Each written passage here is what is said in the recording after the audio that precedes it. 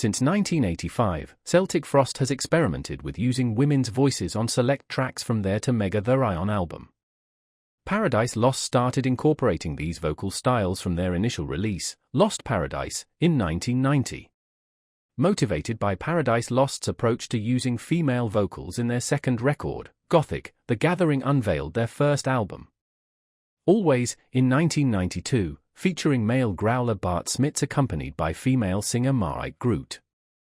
The band's first album was deeply influenced by the gothic and doom metal sound, with lyrics and music both embracing a dark, slow-tempo vibe. Their second album, Almost a Dance, came out the next year with new singer Neil Stuff Hughes, a decision that was unusual for the band, whose music was already pushing boundaries. Duff Hughes' energetic and blend of punk and alt-rock melodies was seen by many as not fitting well with their established sound, leading to the album being largely overlooked. The Gathering then chose to focus solely on female voices, welcoming lead female vocalist Aniek van Gisbergen for their third album, Mandelion, which was celebrated as a pioneering record for the gothic metal genre, receiving critical acclaim for being its pinnacle. The Gathering also drew inspiration from Dead Can Dance's more introspective style, positioning themselves as leaders in the Dutch music scene. Development. Beauty and the Beast. The phrase Beauty and the Beast describes a stylistic comparison between angelic feminine vocals and the deep growls or harsh vocal styles of males in music. While bands like Paradise Lost and The Gathering have incorporated this method into some of their earlier works, it was the Norwegian Theatre of Tragedy who pioneered a full album dedicated to this concept with their self-named first release in 1995. This album was followed by their second effort, Velvet Darkness They Fear, released the next year. Theatre of Tragedy continued to explore new sounds in their third album, Aegis, in 1998. During this period, they shifted away from traditional instruments to electronic keyboards, and Raymond Rohonyi moved away from his death growls to adopt a more gentle, almost spoken vocal style.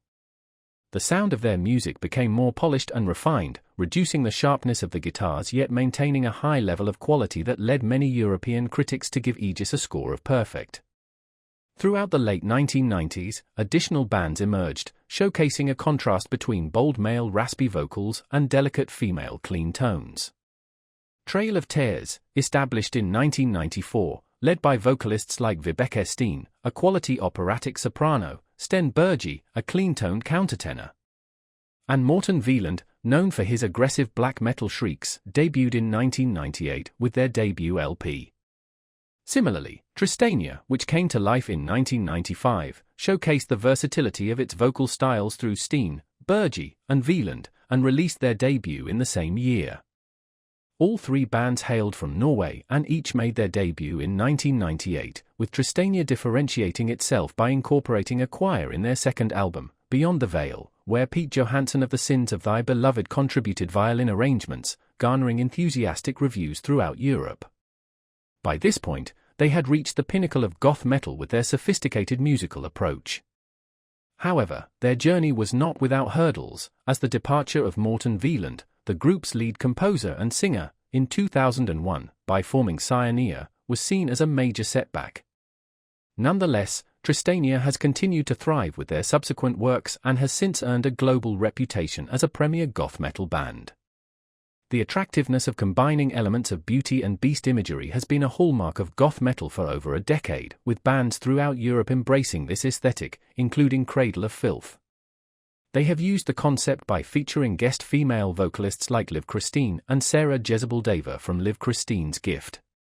Nonetheless, some critics argue that this style has become overly cliched, with many bands following a similar formula. Symphonic Gothic Metal. Tristania wasn't the sole Gothic metal band to add a symphonic twist to their sound. Inspired by the Peaceville trio known as Paradise Lost, which includes Anathema and My Dying Bride, the band Within Temptation was established in 1996. The band's first record, Enter, was launched the year after, followed by an EP titled The Dance. These albums showcased the unique blend of haunting vocals and dark themes presented by the band's lead singers, Sharon Denadel and Robert Westerholt. Their second full-length album, Mother Earth dropped in 2000 and marked a shift away from traditional death metal screams, focusing instead on the ethereal quality of Sharon Den Adele's singing. The album found popularity, with their hit single Ice Queen reaching the top spot in Belgium and their home country, the Netherlands. Their third album, The Silent Force, released in 2004, was a bold venture that incorporated a full orchestra and an 80-voice choir. This project achieved commercial success throughout Europe and marked a new stage in their career by introducing heavy guitar riffs and female vocals to a wider audience. Within Temptation's brand of Gothic metal merges the pounding sound of hard rock with the magnitude and elegance of orchestral music. According to critic Chad Bower from About.com, their approach strikes the perfect equilibrium by blending the catchy tunes and anthems of popular rock, the sophistication and intricate layers of classical music, and the brooding vibe of Gothic metal. This level of commercial achievement has led to the rise of numerous Gothic metal bands led by women, especially in the Netherlands. Another band from the Netherlands that falls under the symphonic Gothic metal genre is After Forever. Their initial release, Prison of Desire in 2000, was seen as a bold attempt to mix heavy metal with progressive rock elements and classical orchestras, enhanced with a mix of scary monster growls from lead singer Ronnie Rooley and operatic vocals from renowned opera singer Annette Gruning. Their second record, Decipher, came out in 2001 and was characterized by guitarist Sander Gommans as drawing on the sound of Within Temptation. However, just a few months after this release, founding member and lead vocalist Mark Jansen left After Forever to pursue other musical ventures. Jansen later became a founding member of Epica, a band that also merges Gothic and symphonic metal styles. Their inaugural album, The Phantom Agony, blended Jansen's signature death growls with the ethereal melodies of mezzo-soprano Simone Simons, all within a rich symphonic metal soundscape. Epica's music is noted for its combination of a shadowy, ethereal vibe with powerful symphonic and epic soundscapes. Similar to Within Temptation and After Forever, Epica has incorporated orchestral elements into their sound. Their 2007 album The Divine Conspiracy saw the band achieving success on the charts in their home country. This fusion of symphonic and Gothic metal also developed in a different way. Nightwish, a Finnish group, started as a symphonic power metal group before incorporating Gothic elements into their music with their 2004 release Once, especially in the song Wish I Had an Angel. They kept blending their heavy, symphonic, cinematic sound with a Gothic feel in their following releases like Dark Passion Play in 2007 and Imaginarum in 2011.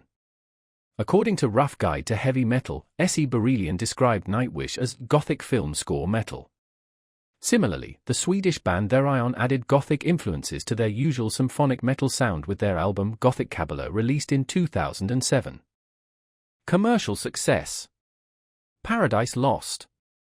Upon launching their sixth record, 1 Second in 1997, Paradise Lost embarked on a more mainstream and pop-driven path within the genre they had initially shaped. However, the triumph of Draconian Times could not be fully matched. Eduardo Rivadavia from AllMusic lauded the album as a bold, but remarkable shift that veered far from their initial death doom metal beginnings.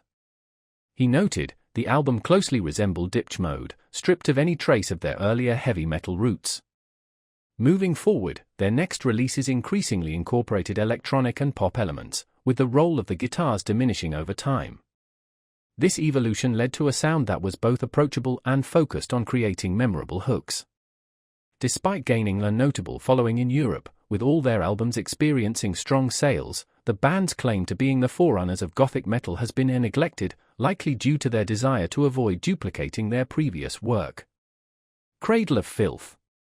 On the other hand, Cradle of Filth is now recognized as one of the most prominent figures in the black metal scene, boasting significant album sales and regular comebacks on MTV, achieving a success that has led to claims of selling out from their dedicated black metal followers.